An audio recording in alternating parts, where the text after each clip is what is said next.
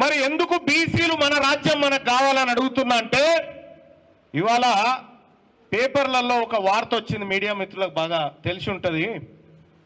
బెంగళూరులో కుక్కలకు, బెంగళూరులో పట్టణంలో తిరిగే ఊరు కుక్కలు ఉంటాయి కదా, ఊరు కుక్కలకు రోజుకు భోజనం పెట్టేందుకు 22 రూపాయలు 40 పైసలు ఖర్చు పెడతారట. బెంగళూరు పట్టణంలో తిరిగేటువంటి కుక్కలకు, ఈనాడు పేపర్లో ఉంది, లేదంటే టైమ్స్ ఆఫ్ ఇండియాలో ఉంది, మీరు చూడండి. బెంగళూరులో రోడ్ల పండి తిరిగేటువంటి కుక్కలకు 750 క్యాలరీల శక్తినిచ్చే ఫుడ్ పెడతారట. చికెన్ బెంగళూరు మహాపాలిక సంస్థ విడుదల చేసింది.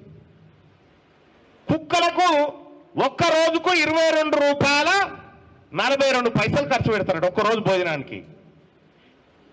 ఇక్కడ మన సర్కారు బండ్లు ఉన్నాయి కదా, స్కూళ్ళు ఉన్నాయి కదా, మన తాన సర్కారు బడి లేదు మన ఊళ్ళే.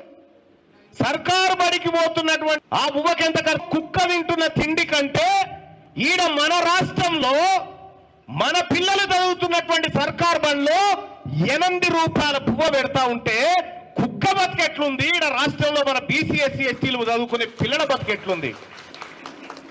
ఎందుకు కావాలి బీసీ ముఖ్యమంత్రి అంటే ఇక చాలు మీరు చేసిన ఈ అన్యాయం.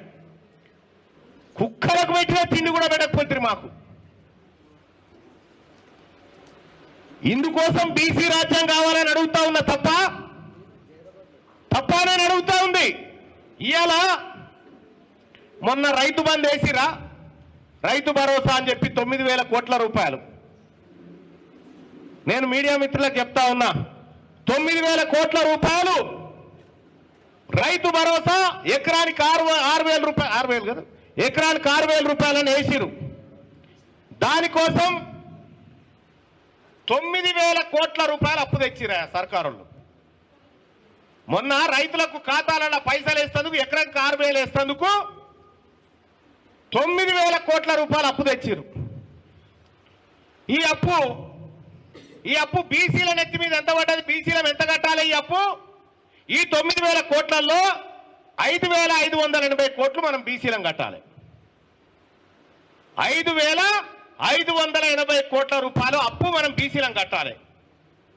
మరి బీసీలు ఈ తెచ్చినప్పుడు 5,580 కోట్లు కడుతురు కదా, మరి ఇంతమంది బీసీ రైతులకు ఇస్తున్నారా? మరి రైతు భరోసా కింద బీసీలకు 5,580 కోట్లు అప్పు తెచ్చినావు కదా, బీసీల తలకాయలు తాకట్టు పెట్టి, మరి బీసీ రైతులకు అంత మొత్తం ఇస్తున్నావా అని అంటే, మొన్నట బీసీలకు